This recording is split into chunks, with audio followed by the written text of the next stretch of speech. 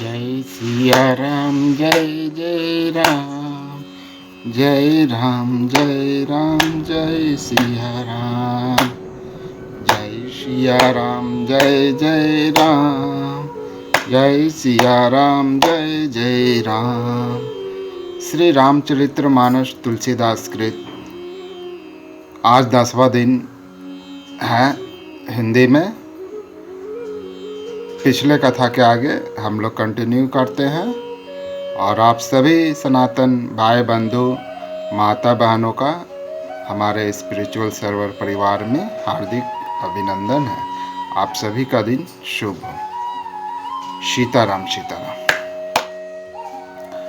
पुरुष परसिद्ध प्रकाश निधि प्रकट परावर नाथ, रघुकुल मणि मन स्वामी, सोई कही शिव न्याऊ माथ। जो पुराण पुरुष प्रसिद्ध हैं, प्रकाश के भंडार हैं, सब रूपों में प्रकट हैं, जीव माया और जगत सबके स्वामी हैं, वे ही रघुकुल मणि श्री रामचंद्र जी मेरे स्वामी हैं। ऐसा कहकर शिवजी ने मस्तक नवाया। अज्ञानी मनुष्य अपने भ्रम को तो समझते नहीं और वे मूर्ख प्रभु श्री रामचंद्र जी पर उसका आरोप करते हैं। जैसे आकाश में बादलों का पर्दा देखकर कुविचारी अज्ञानी लोग कहते हैं कि बादलों ने सूर्य को ढक लिया है। जो मनुष्य आँख में उंगली लगाकर देखता है उसके लिए तो 2 चंद्रमा प्रकट प्रत्यक्ष हैं। है पार्वती, श्री रामचंद्र जी के विषय में इस प्रकार मोह की कल्पना करना वैसा ही है जैसा आकाश में अंधकार, धुएं और धूल का सोहना दिखना। आकाश जैसे निर्मल और निर्लेप है, उसको कोई मलिन या स्पर्श नहीं कर सकता। इसी प्रकार भगवान श्री रामचंद्र जी नित्य निर्मल और निर्लेप हैं। विषय इंद्रियां के देवता और जीवात्मा ये सब एक की सहायता से एक चेतन होते हैं, अर्थात विषयों का प्रकाश इंद्रियों से, इंद्रियों के देवताओं से और इंद्रिय देवताओं का चेतन जीवात्मा से प्रकाश होता है। इन सब का जो परम प्रकाशक है, अर्थात जिससे इन सब का प्रकाश होता है, वही अनादि ब्रह्मा अयोध्या नरेश श्री रामचंद्र जी हैं। यह जगत प्रकाश से है और श्री रामचंद्र जी इसके प्रकाशक हैं। वे माया के स्वामी और ज्ञान तथा गुणों के धाम हैं, जिनकी सत्ता से मोह की सहायता पाकर जड़ माया भी सत्य सी भाषित होती है। जैसे सीप में चांदी की और सूर्य की किरणों में पानी के बिना हुए भी प्रतीति होती है, यद्यपि यह प्रतीति तीनों कालों में झूठ है, तथापि इस भ्रम को कोई हटा नहीं सकता। इसी तरह यह संसार भगवान के आश्रित रहता है, यद्यपि यह असत्य है तो भी दुख तो देता ही है। जिस तरह स्वप्न में भी कोई सिर काट ले तो बिना जागे वह दुख दूर नहीं होता। हे पार्वती, जिनकी कृपा से इस प्रकार का भ्रम मिट जाता है, वही कृपालु श्री रघुनाथ जी हैं, जिनका आदि और अंत किसी ने नहीं जान पाया। वेदों ने अपनी बुद्धि से अनुमान करके इस प्रकार नीचे लिखे अनुसार गाया है। बिनु पद चलई सुनई बिनु काना, बिनु पद चलिए सुनई बिनु काना, कर बिनु करम करई विधि नाना, कर बिनु करम करई विधि नाना। आनन रहित सकल रस भोगी, आनन रहित सकल रस भोगी, बिनु बानी बकता जर जोगी।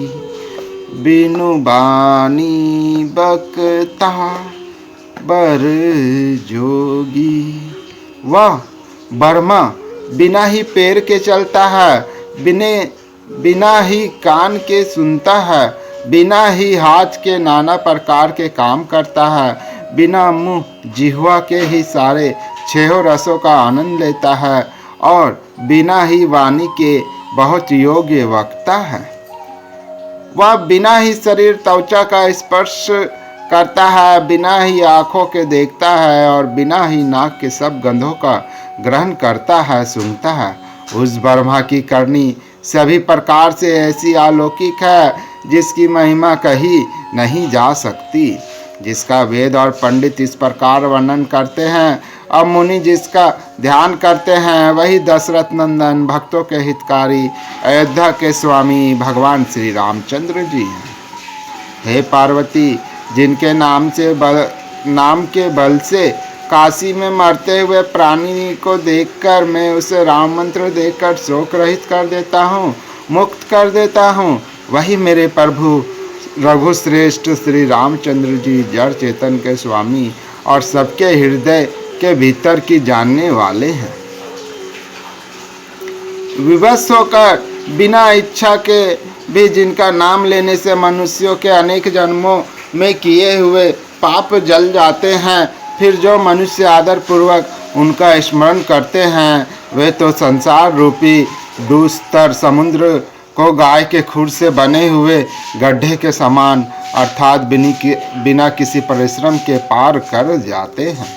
हे पार्वती, वही परमात्मा श्री रामचंद्र जी हैं, उनमें भ्रम देखने में आता है।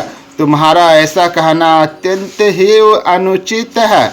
इस प्रकार का संदेह मन में लाते ही मनुष्य के ज्ञान वैराग्य आदि सारे सद्गुण नष्ट हो जाते हैं। शिव जी के ब्रह्मनाशक वचनों को सुनकर पार्वती जी के सब कुतर्कों की रचना मिट गई। श्री रघुनाथ जी के चरणों में उनका प्रेम और विश्वास हो गया और कठिन असंभावना जिसका होना संभव नहीं है, ऐसी मिथ्या कल्पना भी जाती रही। बार बार स्वामी शिव जी के चरण कमलों को पकड़कर और अपने कमल के समान हाथों को जोड़कर पार्वती जी मानो प्रेम रस में सान कर सुंदर वचन बोली। शशि कर सम सुनी गिरा तुम्हारी, शशि कर सम सुनी गिरा तुम्हारी, मीठा मोह सरदा तप भारी, मीठा मोह सरदा तप भारी। तुम है कृपाल सब संशय हरहु, तुम कृपाल सब संशय हरहु, राम स्वरूप जानी मोहि परेउ, राम स्वरूप जानी मोहि परेउ। आपकी चंद्रमा की किरणों के समान शीतल वाणी सुनकर मेरा अज्ञान रूपी शरद ऋतु कुआर की धूप की भारी ताप मिट गया है। हे कृपालु, आपने मेरा सब संदेह हर लिया। अब श्री रामचंद्र जी का अर्थात स्वरूप मेरी समझ में आ गया है। हे नाथ, आपकी कृपा से अब मेरा विषाद जाता रहा और आपके चरणों के अनुग्रह से मैं सुखी हो गई। यद्यपि मैं स्त्री होने के कारण स्वभाव से ही मूर्ख और ज्ञानहीन हूँ, तो भी अब आप मुझे अपनी दासी जानकर, हे प्रभु, यदि आप मुझ पर प्रसन्न हैं तो जो बात मैंने पहले आपसे पूछी थी वही कहिए। यह सत्य है कि श्री रामचंद्र जी ब्रह्मा हैं, चिन्मय ज्ञान स्वरूप हैं, अविनाशी हैं, सबसे रहित और सबके हृदय रूपी नगरी में निवास करने वाले हैं।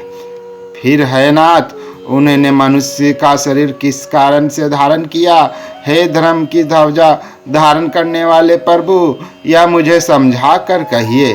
पार्वती के अत्यंत नम्र वचन सुनकर और श्री रामचंद्र जी की कथा में उनका विशुद्ध प्रेम देखकर तब कामदेव के शत्रु, स्वाभाविक ही सुजान, कृपा निधान शिव जी मन में बहुत ही हर्षित हुए और बहुत प्रकार से पार्वती की बड़ाई करके फिर बोले। नवपरायण पहला विश्राम, मास परायण चौथा विश्राम। जय सिया राम, जय जय राम, जय राम जय राम, जय जय राम, जय सिया राम, जय राम, जय सिया राम, जय जय राम, जय राम जय राम, जय जय राम, जय सिया राम, जय जय राम। हे पार्वती, निर्मल रामचरितमानस की वह मंगलमयी कथा सुनो जिसे काकभूषुंडी ने विस्तार से कहा और पक्षियों के राजा गरुड़ जी ने सुना था। वह श्रेष्ठ संवाद जिस प्रकार हुआ मैं आगे कहूँगा। अभी तुम श्री रामचंद्र जी के अवतार का परम सुंदर और पवित्र पाप नाशक चरित्र सुनो। श्री हरि के गुण, नाम, कथा, रूप सभी अपार, अगणित और असीम है। फिर भी है पार्वती, मैं अपनी बुद्धि के अनुसार कहता हूँ, तुम आदर पूर्वक सुनो। हे पार्वती सुनो, वेद शास्त्रों ने श्री हरि के सुंदर, विस्तृत और निर्मल चरित्रों का गान किया है। हरि का अवतार जिस कारण से होता है वह कारण बस यही है, ऐसा नहीं कहा जा सकता। अनेकों कारण हो सकते हैं और ऐसे भी हो सकते हैं जिन्हें कोई जान ही नहीं सकता। है सियानी सुनो, हमारा मत तो यह है कि बुद्धि, मन और वाणी से श्री रामचंद्र जी की तर्कना नहीं की जा सकती। तथापि संत मुनि, वेद और पुराण अपनी अपनी बुद्धि के अनुसार जैसा कुछ कहते हैं और जैसा कुछ मेरी समझ में आता है सुमुखी, वही कारण मैं तुमको सुनाता हूँ। जब जब धर्म का हास होता है और नीच अभिमानी राक्षस बढ़ जाते हैं और वे ऐसा अन्याय करते हैं कि जिसका वर्णन नहीं हो सकता, तथा ब्राह्मण, गौ, देवता और पृथ्वी कष्ट पाते हैं, तब वे कृपा निधान प्रभु भांति भांति के दिव्य शरीर धारण कर सज्जनों की पीड़ा हरते हैं। वे असुरों को मारकर देवताओं को स्थापित करते हैं, अपने श्वास रूप वेदों की मर्यादा की रक्षा करते हैं और जगत में अपना निर्मल यश फैलाते हैं। श्री रामचंद्र जी के अवतार का ये कारण है। उसी यश को गा गा कर भक्त जन भवसागर से तर जाते हैं। कृपा सागर भगवान भक्तों के हित के लिए शरीर धारण करते हैं। श्री रामचंद्र जी के जन्म लेने के अनेक कारण हैं जो एक से बढ़कर विचित्र है सुंदर बुद्धि वाली भवानी, मैं उनके दो एक जन्मों का विस्तार से वर्णन करता हूँ, तुम सावधान होकर सुनो। श्री हरि के जय और विजय दो प्यारे द्वारपाल हैं जिनको सब कोई जानते हैं। उन दोनों भाइयों ने ब्राह्मण सनकादि के साप से असुरों का तामसी शरीर पाया। एक का नाम था हिरण्यकशिपु और दूसरे का हिरण्याक्ष। ये देवराज इंद्र के गर्भ को छुड़ाने वाले सारे जगत में प्रसिद्ध हुए। वे युद्ध में विजय पाने वाले विख्यात वीर थे। इनमें से एक हिरण्याक्ष को भगवान ने वाघा सुअर का शरीर धारण करके मारा। फिर दूसरे हिरण्यकशिपु को नरसिंह रूप धारण करके वध किया और अपने भक्त प्रहलाद का सुंदर यश फैलाया। वे ही दोनों जाकर देवताओं को जीतने वाले तथा बड़े योद्धा रावण और कुंभकर्ण नामक बड़े बलवान और महावीर राक्षस हुए जिन्हें सारा जगत जानता है। भगवान के द्वारा मारे जाने पर भी वे हिरण्याक्ष और हिरण्यकशिपु इसलिए मुक्त नहीं हुए कि ब्राह्मण के वचन शाप का प्रमाण 3 जन्म के लिए था। अतः एक बार उनके कल्याण के लिए भक्त प्रेमी भगवान ने फिर अवतार लिया। वहां उस अवतार में कश्यप और अदिति उनके माता पिता हुए जो दशरथ और कौशल्या के नाम से प्रसिद्ध थे। एक कल्प में इस प्रकार अवतार लेकर उन्होंने संसार में पवित्र लीलाएं की। एक कल्प में सब देवताओं को जलंधर दैत्य से युद्ध में हार जाने के कारण दुखी देखकर शिव जी ने उसके साथ बड़ा घोर युद्ध किया, पर वह महाबली दैत्य मारे नहीं मरता था। उस दैत्यराज की स्त्री परम सती बड़ी ही पतिव्रता थी। उसी के प्रताप से त्रिपुरासुर जैसे अजय शत्रु का विनाश करने वाले शिव जी भी उस दैत्य को नहीं जीत सके। प्रभु ने छल से उस स्त्री का व्रत भंग कर देवताओं का काम किया। जब उस स्त्री ने यह भेद जाना, तब उसने क्रोध करके भगवान को शाप दिया। लीलाओं के भंडार कृपालु हरि ने उस स्त्री के शाप को परमान्य दिया, स्वीकार किया। वही जलंधर उस कल्प में रावण हुआ, जिसे श्री रामचंद्र जी ने युद्ध में मारकर परम पद दिया। एक जन्म का कारण यह था जिससे श्री रामचंद्र जी ने मनुष्य देह धारण किया है। भरद्वाज मुनि सुनो, प्रभु के प्रत्येक अवतार की कथा का कवियों ने नाना प्रकार से वर्णन किया है। एक बार नारद जी ने शाप दिया, अतः एक कल्प में उसके लिए अवतार हुआ। यह बात सुनकर पार्वती जी बड़ी चकित हुई और बोली कि नारद जी तो विष्णु भक्त और ज्ञानी हैं। मुनि ने भगवान को शाप किस कारण से दिया? लक्ष्मीपति भगवान ने उनका क्या अपराध किया था? हे पुरारी शंकर जी, यह कथा मुझसे कहिए। मुनि नारद के मन में मोह होना बड़े आश्चर्य की बात है। तब महादेव जी ने हंसकर कहा, ना कोई ज्ञानी है ना मूर्ख। श्री रघुनाथ जी जब जिसको जैसा करते हैं वह उसी क्षण वैसा ही हो जाता है। वह याज्ञवल्क्य जी कहते हैं, हे भरद्वाज, मैं श्री रामचंद्र जी की गुणों की कथा कहता हूँ, तुम आदर से सुनो। तुलसीदास जी कहते हैं, मान और मद को छोड़कर आवागमन का नाश करने वाले रघुनाथ जी को भजो। हिमालय पर्वत में एक बड़ी पवित्र गुफा थी। उसके समीप ही सुंदर गंगा जी बहती थी। वह परम पवित्र सुंदर आश्रम देखने पर नारद जी के मन को बहुत ही सुहावना लगा। पर्वत, नदी और वन के सुंदर विभागों को देखकर नारद जी का लक्ष्मीकांत भगवान के चरणों में प्रेम हो गया। भगवान का स्मरण करते ही उन नारद मुनि के शाप की जो शाप उन्हें दक्ष प्रजापति ने दिया था और जिसके कारण वे एक स्थान पर नहीं ठहर सकते थे, गति रुक गई। अब मन के स्वाभाविक ही निर्मल होने से उनकी समाधि लग गई।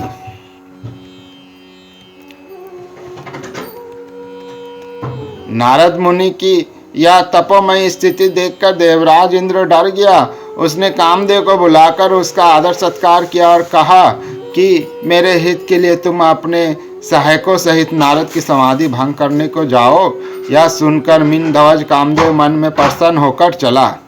इंद्र के मन में यह डर हुआ कि देवर्षि नारद मेरी पुरी अमरावती का निवास राज्य चाहते हैं। जगत में जो कामी और लोभी होते हैं वे कुटिल कौवे की तरह सबसे डरते हैं। जैसे मूर्ख कुत्ता सिंह को देखकर सूखी हड्डी लेकर भागे और वह मूर्ख यह समझे कि कहीं उस हड्डी को सिंह छीन ना ले, वैसे ही इंद्र को नारद जी मेरा राज छीन लेंगे ऐसा सोचते लाज नहीं आई। जब कामदेव उस आश्रम में गया तब उसने अपनी माया से वहाँ बसंत ऋतु को उत्पन्न किया। तरह तरह के वृक्षों पर रंग बिरंगे फूल खिल गए, उन पर कोयलें कूकने लगी और भौरे गुंजार करने लगे। कामाग्नि को भड़काने वाली 3 प्रकार की शीतल मंद और सुगंध सुहावनी हवा चलने लगी। रंभा आदि नव युवती देवंगनाएं जो सबकी सब काम कला में निपुण थी, वे बहुत प्रकार की तानों की तरंग के साथ गाने लगी और हाथ में गेंद लेकर नाना प्रकार के खेल खेलने लगी। कामदेव अपने इस सहायकों को देखकर बहुत प्रसन्न हुआ और फिर उसने नाना प्रकार के माया जाल किए, परंतु कामदेव की कोई भी कला मुनि पर असर न कर सकी। तब तो पापी कामदेव अपने ही नाश के भय से डर गया। लक्ष्मीपति भगवान जिसके बड़े रक्षक हों, भला उसकी सीमा मर्यादा को कोई दबा सकता है। तब अपने सहायकों समेत कामदेव ने बहुत डर कर अपने मन में हार मानकर बहुत ही आर्त दिन वचन कहते हुए मुनि के चरणों को जा पकड़ा। नारद जी के मन में कुछ भी क्रोध न आया। उन्होंने प्रिय वचन कहकर कामदेव का समाधान किया। तब मुनि के चरणों में सिर नवाकर और उनकी आज्ञा पाकर कामदेव अपने सहायकों सहित लौट गया। देवराज इंद्र की सभा में जाकर उसने मुनि की सुशीलता और अपनी करतूत सब कही, जिससे सुनकर सबके मन में आश्चर्य हुआ और उन्होंने मुनि के बड़ाई करके श्री हरि को सिर नवाए। तब नारद जी शिव जी के पास गए। उनके मन में इस बात का अहंकार हो गया कि हमने कामदेव को जीत लिया। उन्होंने कामदेव के चरित्र शिव जी को सुनाए और महादेव जी ने उन नारद जी को अत्यंत प्रिय जानकर इस प्रकार शिक्षा दी। हे मुनि, मैं तुमसे बार बार विनती करता हूँ कि जिस तरह यह कथा तुमने मुझे सुनाई है उस तरह भगवान श्री हरि को कभी मत सुनाना। चर्चा भी चले तब भी इसको छुपा जाना। यद्यपि शिव जी ने यह हित की शिक्षा दी थी, पर नारद जी को वह अच्छी ना लगी। हे भरद्वाज, अब कौतुक तमाशा सुनो। हरि की इच्छा बड़ी बलवान है। श्री रामचंद्र जी को जो करना चाहते थे वही होता है। ऐसा कोई नहीं जो उसके विरुद्ध कर सके। श्री शिव जी के वचन नारद जी के मन को अच्छे नहीं लगे। तब वे वहां से ब्रह्मलोक को चल दिए। एक बार गान विद्या में निपुण मुनिनाथ नारद जी हाथ में सुंदर वीणा लिए हरिगुण गाते हुए क्षीर सागर को गए।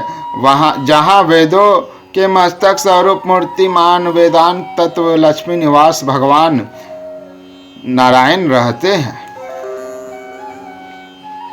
रमा निवास भगवान उठकर बड़े आनंद से उनसे मिले और ऋषि नारद जी के साथ आसन पर बैठ गए। चराचर के स्वामी भगवान हंसकर बोले, हे मुनि, आज आपने बहुत दिनों पर दया की। यद्यपि श्री शिव जी ने उन्हें पहले से ही बरज रखा था, तो भी नारद जी ने कामदेव का सारा चरित्र भगवान को कह सुनाया। श्री रघुनाथ जी की माया बड़ी ही प्रबल है। जगत में ऐसा कौन जन्मा है जिसे वह मोहित ना कर दे। भगवान रूखा मुंह करके कोमल वचन बोले, हे मुनिराज, आपका स्मरण करने से दूसरों के मोह, काम, मद और अभिमान मिट जाते हैं। फिर आपके लिए तो कहना ही क्या है।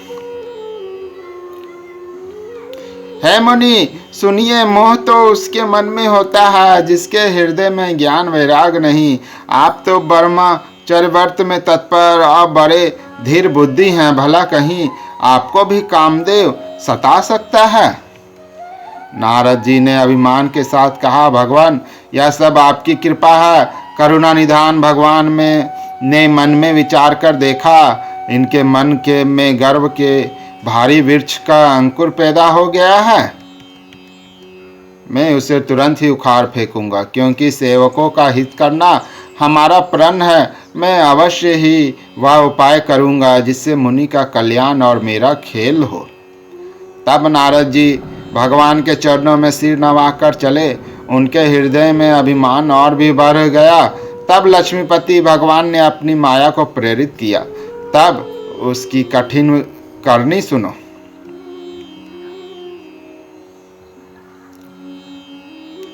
उस हरि माया ने रास्ते में 100 योजन 400 कोस का एक नगर रचा। उस नगर की भांति भांति की रचनाएं लक्ष्मी निवास भगवान विष्णु के नगर वैकुंठ से भी अधिक सुंदर थी। उस नगर में ऐसे सुंदर नर नारी बसते थे मानो बहुत से कामदेव और उसकी स्त्री रति ही मनुष्य शरीर धारण किए हुए हो।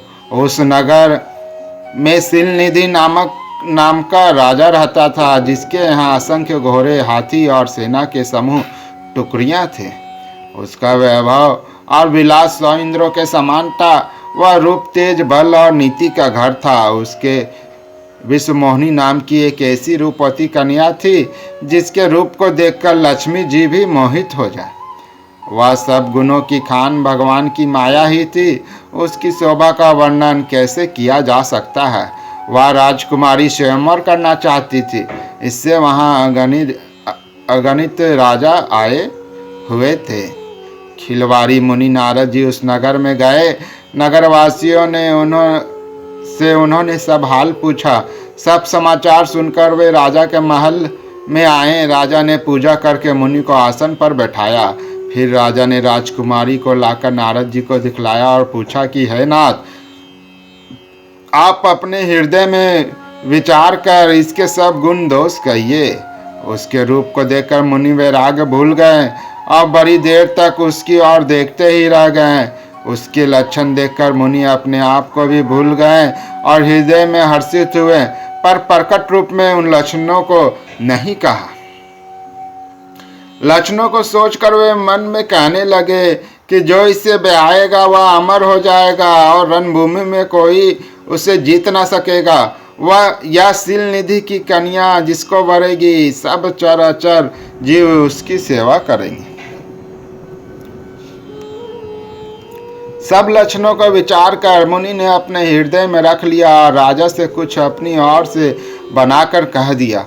राजा से लड़की के सुलक्षण कहकर नारद जी चल दिए, पर उनके मन में यह चिंता थी कि मैं जाकर सोच विचार कर अब वही उपाय करूं जिससे यह कन्या मुझे ही वरे।